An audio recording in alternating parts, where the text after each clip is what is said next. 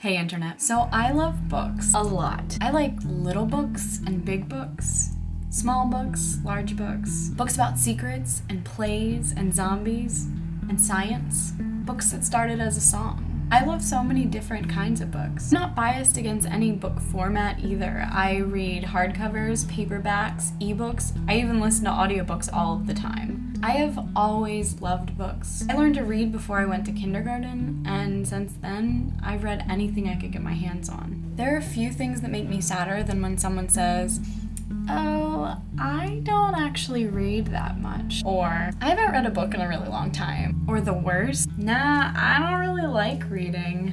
I mostly read fiction books. I particularly am fond of science fiction and fantasy, but I don't limit myself to only those genres.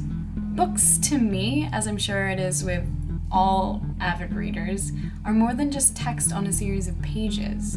They're more than even just stories. They're this world that I can jump into.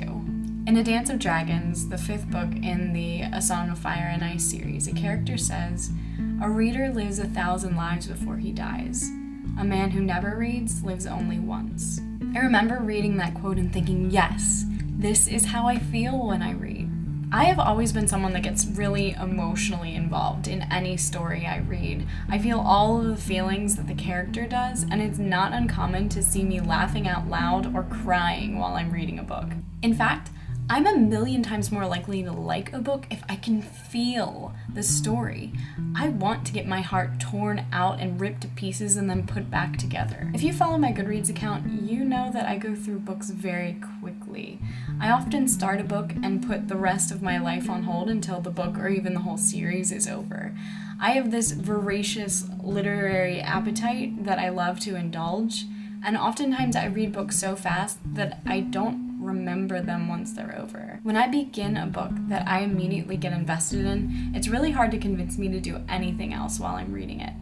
If it's mealtime and I can't eat while I'm reading, I guess I'll just eat some other time then. Oh, I was supposed to go to bed 2 hours ago? Whoops, I guess I'll just stay up another 4 hours until I finish this book. All of my friends are going to hang out and they invited me.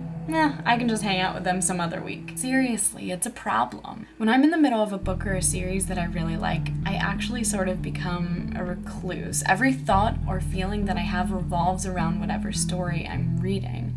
And I get this weird feeling when I have to come out of this book-induced haze and do things in the real world.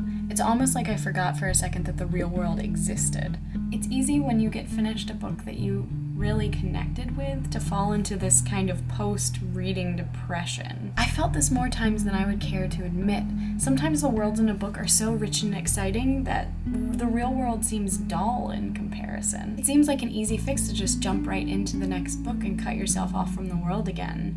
But that's obviously not the most healthy way to deal with this. So when I hit that kind of downswing, I make a point to take a little bit of time off of reading and do some other things in the real world that I love. Anyway, in my ideal world, everyone would get the same amount of enjoyment and pleasure that I do from reading books. If you don't like the actual act of reading or you don't have time to read, I would highly suggest downloading some audiobooks. There are actually several of classics online for free, or you could always pay for some of the most recent books from a site like audible.com. That's all for this video, but I'm going to actually post a second video talking a little bit more about audiobooks and then reviewing this most recent series that I read, the Shatter Me series by Tahereh Mafi. Check it out, and I'll see y'all later.